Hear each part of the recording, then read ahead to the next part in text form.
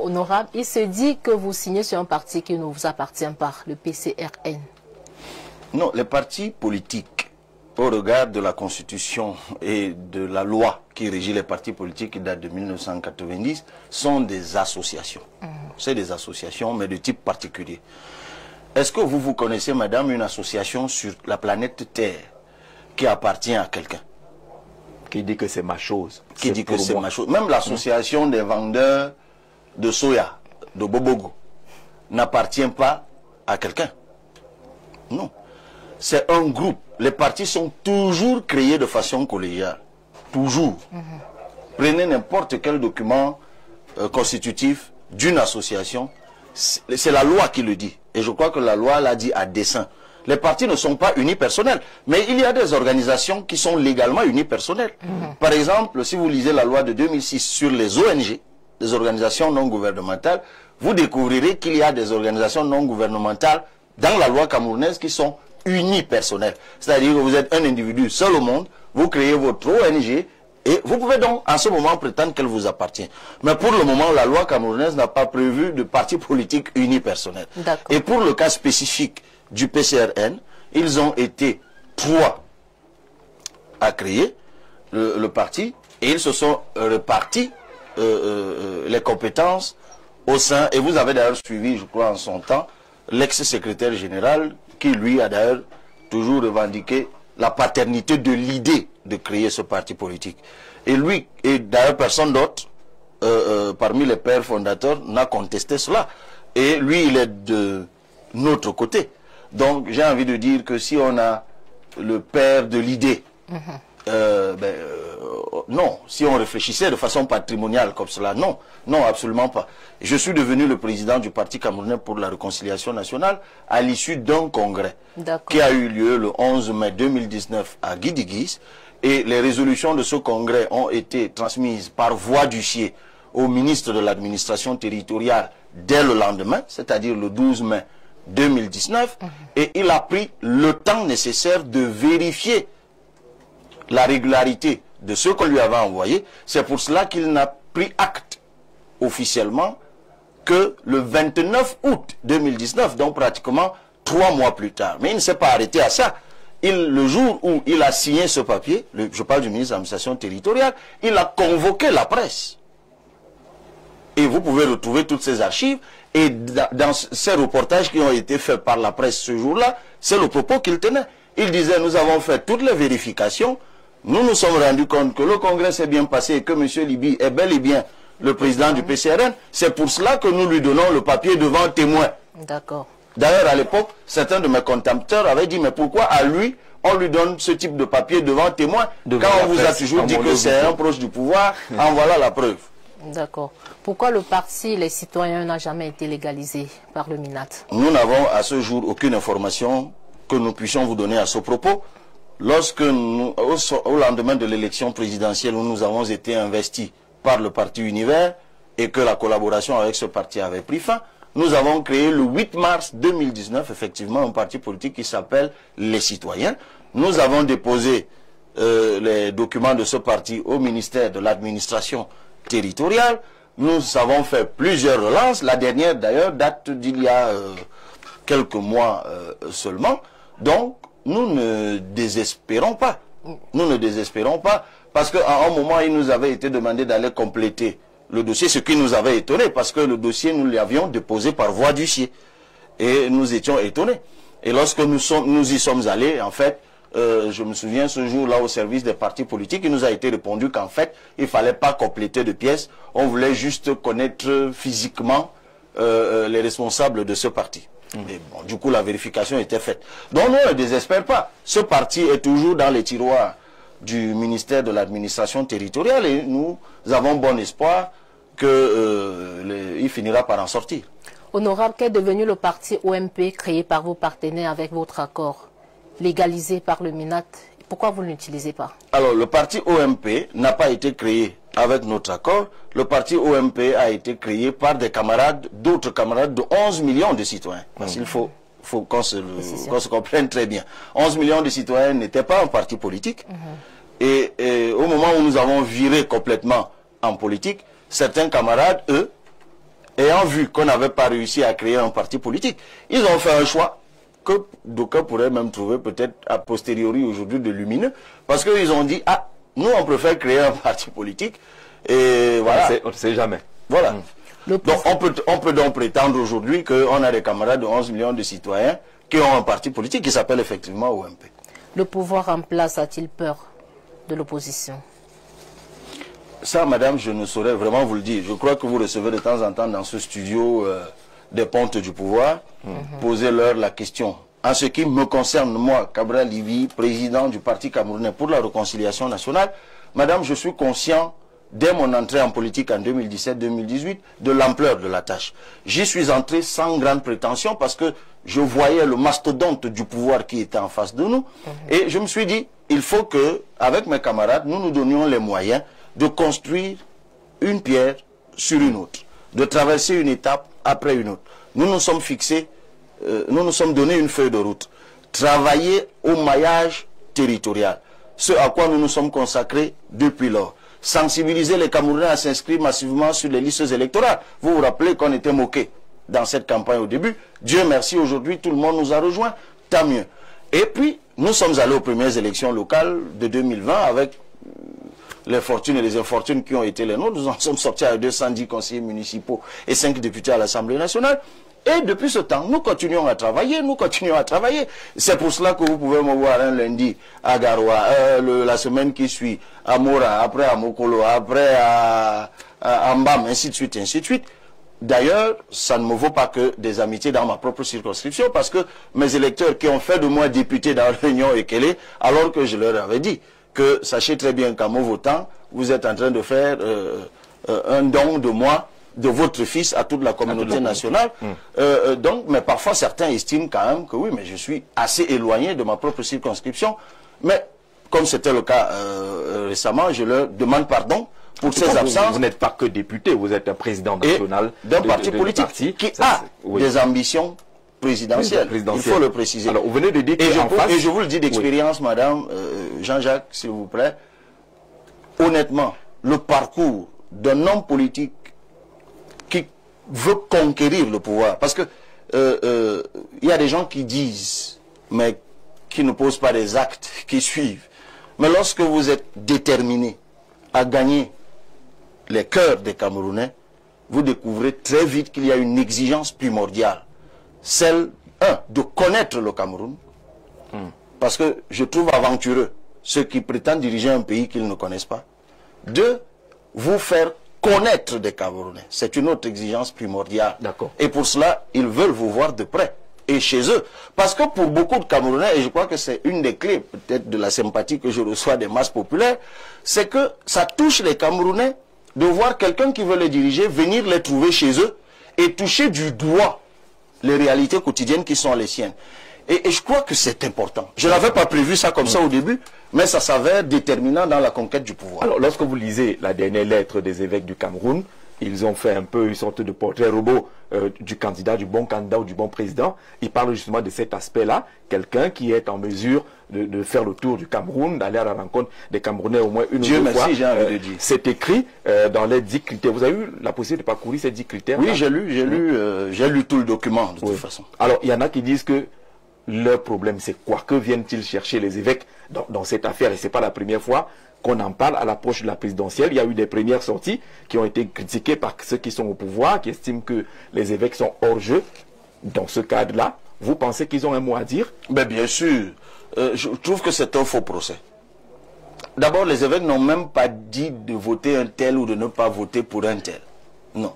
Les évêques ont fait... Il y a des critères qui peuvent... Oui, mais les évêques ont fait ce qu'ils ont l'habitude de faire. Même en 2018, et ils le rappellent d'ailleurs dans la lettre que vous évoquez, ils avaient publié une lettre analogue. Donc ils s'adressent à leurs croyants. D'abord, l'Église s'adresse d'abord aux croyants catholiques, et puis les termes sont clairs, elle s'adresse aussi aux autres religieux, et même à ceux qui n'appartiennent à aucune Église. Commandement, oui, mais lorsque vous lisez... La loi a défini ce qu'il faut pour être candidat, et ils viennent en rajouter pratiquement. Mais écoutez, souvent l'Église est invitée partout, non? Oui. Lorsqu'il y a de grandes manifestations officielles, l'Église est souvent invitée. Lorsque les catastrophes arrivent, l'Église est souvent invitée pour invoquer l'Éternel, pour notre pays. lorsque l'Église prie pour la paix, lorsque l'Église démultiplie des initiatives de prière pour la paix, personne ne s'en plaint. Lorsque les imams se réunissent pour prier pour la paix, personne ne s'en plaint. Ça, c'est une chose. Lorsque ces églises jouent le rôle de régulation de paix, personne ne s'en plaint. Parce que, au regard du marasme... Est-ce que là, ils sont pas allés un peu trop loin? L'Église est totalement... Lorsque l'Église, que ce soit l'Église catholique, que ce soit les confessions pentecôtistes, baptistes, ou les églises de réveil, comme on dit, ou les confessions musulmanes, lorsque les ministres du culte, lorsque les organisations religieuses servent de refuge à tous ces Camerounais désemparés par le quotidien, qui sont dans le désarroi et le marasme que leur impose la malgouvernance, et qu'ils les accueillent, et qu'ils leur redonnent espoir, et qu'ils les connectent à la volonté de Dieu. Mais là, personne ne s'en plaint. Mais lorsqu'ils font une analyse objective, lorsqu'ils interpellent les citoyens camerounais à s'inscrire, parce que moi j'ai bien aimé, il y a 38 paragraphes dans ce texte, mais je crois que c'est le 24e, où ils disent, non c'est vers la fin, le 33e je crois, où ils disent aux citoyens, nous ne vous demandons pas seulement de déposer un bulletin de vote dans une urne, nous vous demandons de vous engager. Alors, moi je rends grâce à Dieu parce que nous sommes en convergence sur ce coup. Il y a quelque temps, nous, au PCRN, nous avons lancé une opération « La foi, la voix ». La foi, la voix. C'est une opération que nous avons lancée et nous sommes allés à la rencontre des religieux, de confession musulmane, pentecôtistes, catholiques, et les protestantes, presbytériennes et autres. Et nous leur avons dit quelque chose de très simple. Nous leur avons dit, vous êtes présents dans tous les villages du Cameroun. Et l'un des enjeux de l'élection, et c'est revenu à maintes reprises dans le document que vous évoquez, c'est la transparence électorale. Et la transparence électorale ne peut être établie que par la présence dans les bureaux de vote de gens qui craignent Dieu, de gens sérieux, qui eux ne se laisseront pas corrompre dans les bureaux de vote, qui veilleront, étant dans les bureaux de vote, à la régularité du processus, et donneront simplement après les PV sortis du bureau de vote. Et nous, on a fait la proposition aux organisations religieuses au Cameroun de fournir à tous les candidats à l'élection présidentielle, pas à un seul. Donc il ne faut pas faire de préférence. À tous les candidats, s'il y en a 3 ou 4 ou 5 ou 6 ou 7, de donner à chaque candidat, parce qu'à l'élection présidentielle, seuls les candidats sont en mesure de désigner des représentants dans chaque bureau de vote. Mais comme elles, les organisations religieuses, sont implantées dans tous les villages du Cameroun, elles sont en mesure de fournir aux candidats à l'élection présidentielle leurs croyants, leurs fidèles choisis, triés sur le volet, dont ils sont sûrs de la probité morale, les donner à ces candidats afin que ces fidèles-là se contentent de veiller à la régularité et à la légalité du processus. Et après, ils donnent les besoin d'en donner aux candidats alors qu'il leur est permis d'avoir des observateurs. Non. Et là, je vous parle d'expérience. Il y a une très grande différence entre l'observateur lors du vote et le représentant. Oui. Il n'y a pas d'observateur. Qui passent de leurs croyants maintenant des partisans. Non. Des aides à la transparence. Des aides à la transparence. Des acteurs de transparence. C'est tout. Ils en donneront aussi au pouvoir. C'est ce que, aux candidats du pouvoir. C'est ce que je suis en train de dire. Donc, j'étais en train de vous expliquer la nuance qu'il y a de l'observation parce que je vois souvent beaucoup de gens faire la confusion entre l'observateur, le scrutateur et le représentant. L'observateur, c'est quelqu'un qui se fait accréditer par le ministère de l'administration territoriale pour observer. Observer, comme le nom l'indique. C'est-à-dire que le jour du vote, s'il est à Yaoundé, il fait le tour de Yaoundé, il arrive devant un bureau de vote, il observe ce qui se passe, il continue sa route, il arrive devant un autre, il observe. Le scrutateur, c'est quelqu'un qui est choisi par le président du bureau de vote, parmi les gens qu'il y a autour d'un bureau de vote, pour l'aider à faire le travail, en l'occurrence généralement au dépouillement. Mais le représentant du candidat, c'est la personne que le candidat mandate formellement comme son représentant dans un bureau de vote du début à la fin, et qui a qualité à signer qui signe le PV et le ramène, et ramène son exemplaire à lui vers son candidat. Et c'est ce que nous nous demandons. Parce que moi, je vais le dire en toute humilité, M. Jean-Jacques Zé, l'un des problèmes, l'un des ventres mous des élections, en tout cas pour l'opposition, c'est la capacité à avoir des représentants dans tous les bureaux de vote du Cameroun. Et si les organisations religieuses aident, y compris le parti au pouvoir, hein, parce que contrairement à ce que vous pouvez passer, et je vous parle d'expérience, il y a plein de bureaux de vote à l'élection présidentielle qui ne sont pas couverts par les représentants formellement désignés du parti au pouvoir. Lui, il va juste avec l'avantage supposé ou préjugé du choix des bureaux de vote, des présidents des bureaux de vote et des autres fonctionnaires qui sont mêlés à l'élection. D'accord. Honorable, si vous êtes élu président de la République, comment comptez-vous gérer la crise du Nozo et lutter contre les discours de haine sur la toile? Les discours de haine, je commence par là, madame, j'ai même envie de dire, disons, c'est simplement la rigueur. C'est une chose avec laquelle il ne faut pas jouer les discours de haine. Le Cameroun est une chance. Dieu nous a aimés abondamment, je le dis toujours. Nous sommes un pays de diversité. Partout dans le monde, la diversité est même un levier de puissance. C'est un levier de développement. Mais s'il n'y a pas un travail d'intégration nationale, cette chance peut devenir une malchance à cause de ceux qui vont manipuler, monter les uns contre les autres. C'est pour cela, madame, qu'il faut qu'on se connaisse. C'est pour ça que dans cet ouvrage, nous parlons de la puissance de l'apprentissage des langues à l'école, de la culture. Mais en termes simples, est-ce que vous savez, madame, que nous n'avons aucune matière à l'école intitulée « Connaissance des groupes sociologiques du Cameroun ». Vous êtes d'où, dites-moi? Je suis camerounaise. Non, mais d'où? Je sais que vous êtes camerounaise, mais d'où? De l'Ouest Cameroun. Vous êtes quoi? Bafang? Bamileke. Non, Bamileke, oui, c'est la communauté, mais vous êtes quoi? Baham. Baham. Vous êtes Baham. Vous êtes? Moi, je suis Maka. Maka. Et moi, je suis Bassa. Madame, je suis dans le regret de vous dire que je ne sais pas grand-chose des Baham. Je suis dans le regret, monsieur Zé, de vous dire que je ne sais pas grand-chose des Maka. Moi, je sais que vous direz qu'on est sorcier. Parce qu'il y a des représentations péjorées qui sont répandues au Cameroun. Les Bassas sont sorciers, les Douala sont vantards, les Bamileke sont calculateurs, les Bétis seraient soulards, ainsi de suite, les Étones en particulier auraient quelques minutes de démence et tout ça. Ça, c'est des choses...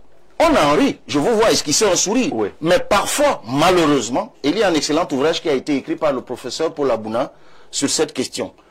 Malheureusement, souvent, nous construisons une perception réelle et effective des gens par rapport à cette stigmatisation. Par rapport à ces stigmatisations qui sont totalement fausses. Mais parce que la nature a horreur du vide, madame.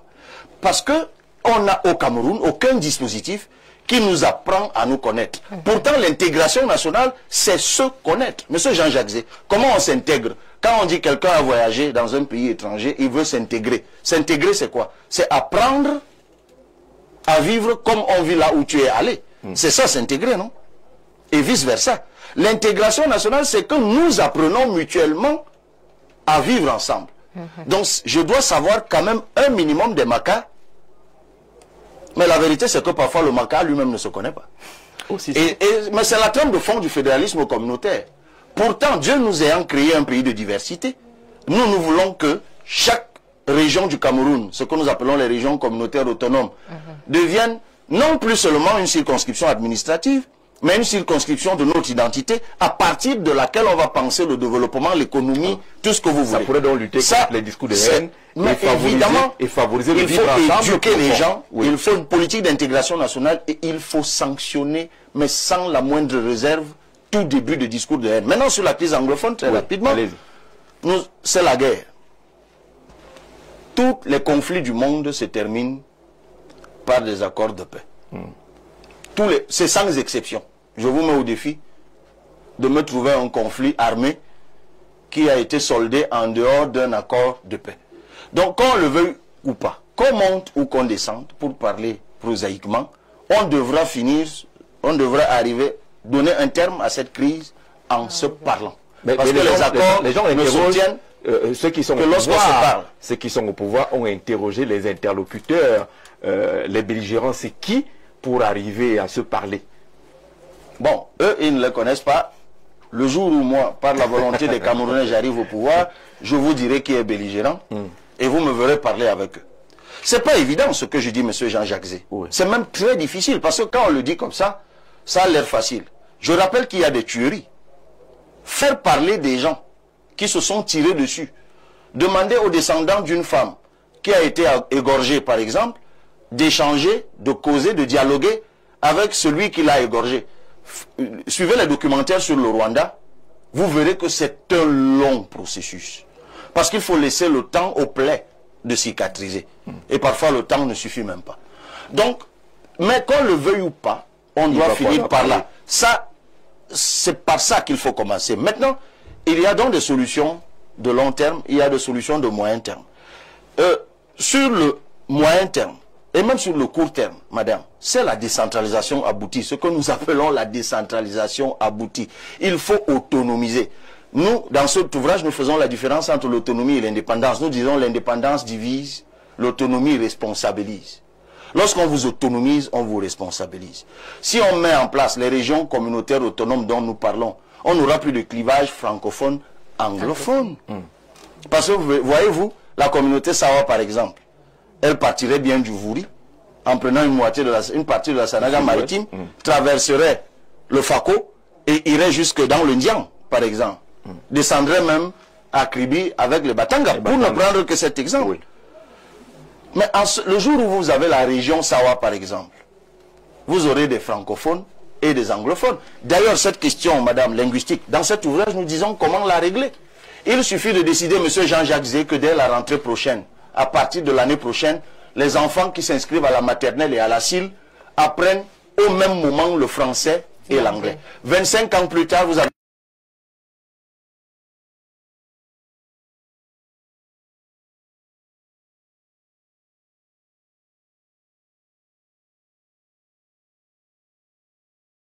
forme de l'État, madame. Oui. C'est-à-dire que nous disons qu'il faut enlever les 10 régions actuelles, transformer, parce que monétaire. Nous, on croit à la sous-région. Oui. Nous croyons que c'est un marché. Si nous avons une politique d'industrialisation, ben, il nous faut un marché. Et un marché intégré. Mais il faut savoir que dans la CEMAC, il y a ce qu'on appelle l'UMAC. L'Union monétaire de l'Afrique centrale. C'est en fait l'UMAC qui gère, qui possède, qui contrôle notre politique monétaire. Et nous, la solution que nous avons, qui est aussi toute simple, on va me dire à chaque fois, mais vous dites les choses sont simples, qui est toute simple, c'est la binarisation. La binarisation, un peu comme propose Dieudonné Essomba, mais pas exactement ce que propose Dieudonné Essomba. Mais ce qui se fait, par exemple, pour ceux qui sont déjà allés dans des pays comme la Suisse, des pays comme la Suède, pour prendre l'exemple suisse, tranquillement. La Suisse n'est pas dans la zone, n'est pas dans l'euro. Si vous allez en Suisse, il y a le franc suisse. Oui. En Suisse. Même si la Suisse est dans l'espace Schengen. Mais la Suisse a le franc suisse. Mais si vous allez en Suisse, vous pouvez y aller avec l'euro. Il n'y a pas de souci. Vous faites même les achats avec l'euro. Mais chaque fois qu'il faudra vous rembourser, on vous rembourse en francs suisses. C'est ça, c'est une forme de binarisation. Donc nous, on peut très bien construire un espace souverain au Cameroun dans lequel circulera le CFA, que ramènerait un Gabonais ou un Guinéen ou un Tchadien et autres, mais qui serait remboursé en monnaie souveraine. Parce que, au-delà des questions simplement d'émancipation ou d'affranchissement colonial ou néocolonial, la monnaie est un outil de développement. La politique monétaire davantage est un outil de développement. Parce que nous devons être à mesure de gérer nous-mêmes notre taux de change. Il faut que nous soyons à mesure de rendre notre monnaie plus forte quand c'est nécessaire, plus faible quand c'est nécessaire, évidemment, en accord avec les autres instruments que nous n'avons pas aujourd'hui. En fait, la plupart de nos États, ils n'ont à leur disposition que l'instrument budgétaire avec les pesanteurs que cela induit, ce d'autant d'ailleurs que nous sommes indexés sur des programmes d'ajustement structurel avec le FMI, mais à une autre occasion, on parlera du FMI, que les gens passent le temps à présenter comme un djundjou, qui n'est même pas véritablement un djundjou, parce que le FMI, c'est un organe de régulation, c'est un organe de surveillance, mais aussi de conseil assistance. Alors, c'est vous-même qui, lorsque vous allez chercher l'assistance, vous tombez dans les conditionnalités du FMI. Mais si vous n'allez pas chercher l'assistance là-bas, vous n'aurez pas de problème de conditionnalité. Et puis de toute façon, même l'ajustement, contrairement à ce qu'on présente aux gens, l'ajustement ne consiste pas seulement à baisser les dépenses publiques, mais ça peut aussi consister à augmenter les recettes publiques. Et l'un des problèmes du Cameroun, on l'a abordé en début de l'émission, c'est la dispersion de l'argent public qui prend des routes qu'il ne devrait pas prendre. Donc, en effet, sur la monnaie, qu'on arrête d'en faire un fétiche. Il faut avoir une politique. Dès que vous avez pensé une politique économique, vous découvrez la place de la monnaie. Ce n'est pas qu'un débat d'activistes. La monnaie, c'est un instrument de développement. Et nous, dans notre ouvrage, nous disons le processus de gestion de cette monnaie. Et nous vous disons, et je viens de le dire, je me répéterai peut-être, que nous souhaitons sortir parce qu'il faut arriver à la souveraineté monétaire. L'idéal, c'est qu'on y aille ensemble. Mais si on ne peut pas y aller avec les autres, on ira tout seul, mais ça ne nous déconnectera pas les autres. Leur CFA pourra toujours circuler ici. Parlons de aller ensemble. Vous avez pendant l'émission évoqué cette sorte de mastodonte qui est aux affaires depuis une quarantaine d'années aujourd'hui. Et c'est comme ça que je les voyais en 2017-2018. Mastodonte. Mon regard a changé. C'est un peu moins maintenant. Oui, parce que nous-mêmes, on n'est pas moins. Hein. D'accord. Et l'opinion semble dire que c'est pour ça que nous sommes persécutés. Semble dire aujourd'hui que pour affronter justement ces mastodontes, il faut que vous soyez organisés, que vous mettiez ensemble une sorte de coalition ou alliance, l'opposition. Mais on a l'impression que ça ne se fait pas facilement. On ne vous voit pas beaucoup dans ces regroupements-là. Vous êtes cavalier solitaire? Non, absolument pas. Absolument pas. J'ai toujours parlé de coalition. Pas seulement parler, j'y ai travaillé. Lorsque j'ai été sollicité par le professeur Olivier Billet, pour prendre cet exemple-là, je m'y suis activement investi. Dans l'ATP. Dans l'ATP. Oui. J'allais voir d'autres acteurs politiques. Je me suis même constitué en crédibilisateur, je ne sais pas si le terme existe, de l'ATP. On n'a pas meilleure démonstration de ma volonté de mutualisation. Pour faire simple, nous avons deux options de mutualisation, nous n'avons de cesse de le dire. Je le dis aussi sur votre antenne. Le Cameroun est dans un tel état de déliquescence que soyons honnêtes avec nous-mêmes. Celui qui gagnera l'élection présidentielle en octobre 2025 court le risque de trouver un pays dont il n'imagine même pas véritablement l'ampleur de la déliquescence. C'est un peu ce qui est en train de rattraper aujourd'hui Diomaye Faye et Ousmane Sonko au Sénégal. Et découvrir des déficits cachés, des dettes cachées, des choses cachées qui handicapent la mise en œuvre de leur vision. Parce il y a des choses qui étaient dissimulées. Si chez eux, c'est d'amplitude 7, chez nous, ça pourrait je crois que chez nous, c'est amplitude 1000. Et c'est pour cela que, fort de cela, nous avons suggéré qu'il y ait une coalition de transition. Personne n'en mourra. Et vous vous souvenez d'une interview que j'ai donnée sur RFI, où lorsqu'on m'a demandé quel profil vous voyez pour cela, j'avais même donné un nom. Ça nous prend 2 ans, 3 ans.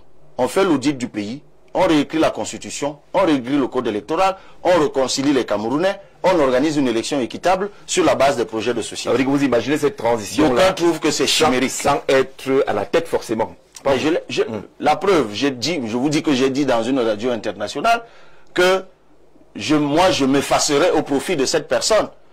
Que vous ne citez plus. Non, mais je peux la citer puisque les archives sont, c'était Maître Akeremouna. Oui. Je l'avais cité très clairement. Maintenant, si on ne peut pas faire ça, il nous reste l'option sénégalaise. L'option sénégalaise, c'est l'option Diomaye président. Si vous faites une transposition, ça pourrait donner Cabral président ou Jean-Jacques Zé président si vous voulez. Pourquoi pas? Voilà. Et c'est quoi cette option? C'est de construire autour d'une candidature forte, une candidature crédible, une candidature sérieuse, une coalition. Vous savez, l'élection du Sénégal, on n'en parle pas suffisamment, mais j'aime le rappeler. On croit que c'était une affaire entre Diomaye Faye et le candidat du pouvoir. C'était 17 candidats. Et ce n'était pas 17 figurants. Parce qu'on avait là des anciens ministres. Il y avait 3 anciens premiers ministres. N'importe quoi. Oui. 3 anciens premiers ministres, dont Idrissa Seck et le sortant. Il y avait 2 anciens maires de grandes villes, Dakar et Kaolack. Il y avait un ancien directeur général des douanes. Il y avait 3 professeurs, directeurs de chaire à l'université, professeurs titulaires. Il y avait des hommes d'affaires de haut vol. Il y avait un haut fonctionnaire des Nations Unies, ainsi de suite, ainsi de suite. Mais ça n'a pas empêché que la coalition Diomaye président, qui a réuni 118 partis politiques et organisations de la société civile, gagne au premier tour. Tenez-vous tranquille. Ça bat en brèche l'idée selon laquelle, parce que l'élection au Cameroun serait à un seul tour, un candidat ne pourrait pas, lui seul, remporter l'élection à ce seul tour face à d'autres candidats. Il faut aussi, c'est ce que nous appelons l'impuissance apprise. Parce que cette fameuse impuissance apprise qui implante dans le subconscient des Camerounais qu'ils ne sont rien, qu'ils ne valent rien, ça induit une forme de dépendance permanente vis-à-vis des autres. Mais il faut que les gens apprennent à croire en eux. Même une coalition doit apprendre à croire en elle. Donc nous, on travaille sur ces deux leviers. Si nous ne sommes pas capables de convaincre les autres de faire une coalition de transition, ben nous travaillerons à une coalition autour d'une candidature forte. Parce que là aussi, c'est un sujet important. Et il faut savoir apprendre du passé. Monsieur Jean-Jacques Zé, il y a un dicton qui dit qu'il faut faire attention lorsque vous mélangez quoi et quoi déjà? Allez-y. Des torchons, je ne sais pas tout. C'est une expression comme ça. Oui. Moi, ce que j'ai envie de vous dire, c'est que lorsque vous mettez ensemble... Les torchons et la serpillère. Voilà, c'est ça l'expression. L'expression convenue souvent. Si vous mettez sur le même pied d'égalité un leader de parti politique qui a travaillé à construire un projet, qui a travaillé à faire du maillage territorial, donc qui peut apporter quelque chose, et à côté de lui, vous mettez un autre qui n'a travaillé à rien. C'est ce que vous reprochez à l'ATP, par exemple?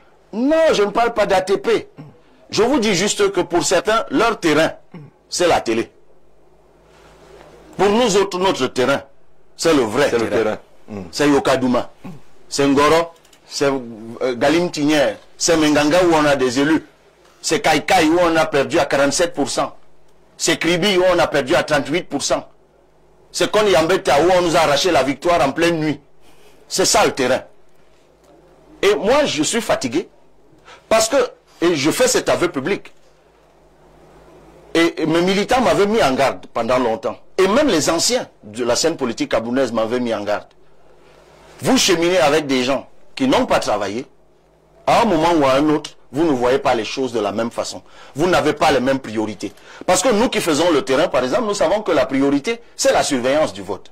Mais pour quelqu'un qui n'a de comité de base nulle part, il ne va jamais penser à la surveillance du vote parce que de toute façon, penser surveillance du vote, c'est penser à la ressource humaine qui va surveiller le vote. Lui, sachant qu'il n'en a nulle part, n'y réfléchira jamais. Et lui, il aura toujours tendance à aller vers des choses qui sont plus aériennes que des choses qui ont, au détriment des choses qui ont une réelle emprise pour l'atteinte des objectifs que nous nous fixons. Mais présenté comme cela, on sent que vous ne pouviez pas rester avec l'ATP, par exemple. Ça ne pouvait pas durer. Vous savez, on apprend tous les jours. D'abord, on est toujours à l'ATP. On n'en est pas sorti. Pourtant, on a lu un texte d'un membre de l'ATP qui vous traite. Mais c'est bien ce que je vous disais tout à l'heure. Vous voyez, ça fait toute la différence. Oui. C'est-à-dire, il y a des membres qui n'ont pour existence que dans la rédaction des pamphlets contre les autres. Mais moi, je n'ai pas le temps d'écrire un pamphlet contre un autre. Parce que le temps, quand j'ai une minute, M. Jacques Zé, je suis sur le terrain, proche des Camerounais, pour apprendre les Camerounais, réfléchir avec des camarades à formuler des solutions pour les Camerounais. Je ne peux pas m'asseoir là. Seuls les oisifs réfléchissent, qu'est-ce que je vais dire à Jean-Jacques Zé, par quelle insulte je vais encore dégommer Jean-Jacques Zé demain matin. Parce qu'il n'a pas d'emprise réelle.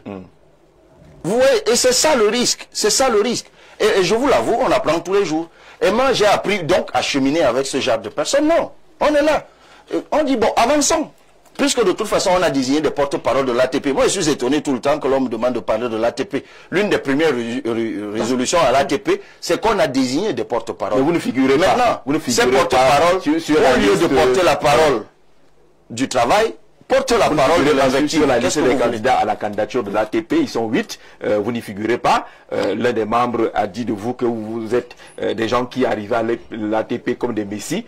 Vous pensiez qu'on vous déroulait simplement le tapis rouge pour qu'on vous désigne leader de ce côté. Pourtant, ce n'est pas la même démarche qui est faite là-bas. Et du coup, Cabral Libi, Dieu Kamchameni, une couve sont partis parce qu'ils ont été déçus par l'approche de l'ATP. Vous savez, vous, c'est parce que vous avez la chance d'être journaliste que vous êtes au courant de tout ça. Donc moi, je ne suis même pas au courant de ça. Donc je ne sais même quoi en dire, en fait. D'accord.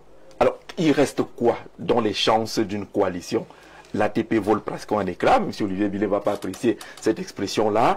Les autres il faut que ce soit bien clair. Oui, parce que demain, je vais lire un pamphlet comme quoi Cabral Libi a dit que l'ATP a volé en éclat. Parce que c'est toujours comme ça que ça commence. Que ce soit bien noté que c'est vous qui l'avez dit.